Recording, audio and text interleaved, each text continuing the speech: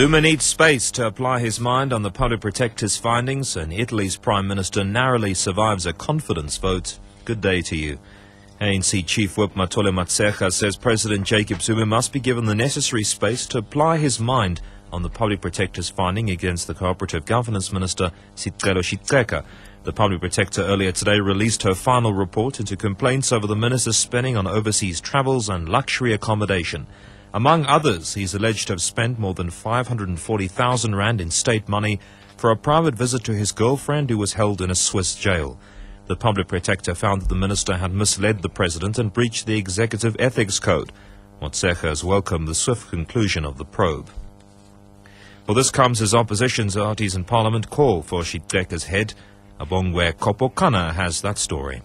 After many calls from opposition parties to the president to act against Shiteka, finally the truth has come out. The findings have been described by political parties as damning and warrant nothing else but a firing from the president. The report confirms all the media allegations about the minister visiting his girlfriend overseas and staying in expensive hotels at the expense of taxpayers. According to the report again, at one stage, Shiteka once stayed in a 5-star hotel during his sick leave at the courtesy of the public money.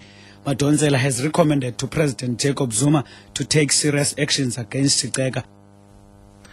The National Parliament's head of communications, Lazuko Jacobs, has resigned. The confirmation of his resignation follows press speculation that his departure could be connected to a probe into the planning of a poorly attended parliamentary outreach program in Mangaung in the Free State last month. However, a statement from Parliament's communications unit says Jacobs' resignation has come as an unwelcome surprise. It says he's leaving for a position outside the civil service, and the institution is negotiating with him about his planned departure. Lack of proper understanding on how bail works and criminal cases being struck off the roll are said to be among the major contributing factors to the seemingly increasing number of mob justice cases in the Eastern Cape. The NPA says these two issues have cropped up often from residents in a series of awareness programs. NPA regional spokesperson Lokolo Tiali says a lot still needs to be done to educate the public about how the criminal justice system actually works. What is prescribed by the law in terms of bail? Who can be granted bail, who cannot be granted bail? And again, want people to understand between acquittal and a situation where a case is struck off the roll because we want to give the police time to conduct further investigations. When someone has been told in court that his case or her case has been struck off the roll, they believe that that person has been let off, but in actual fact, that person is still going to face the law. Metro Rail in the Western Cape says extensive vandalism of their infrastructure has led to several train delays. Spokesperson Rihanna Scott says an apparatus was destroyed in Parow, cables stolen at several stations, as well as track boxes destroyed.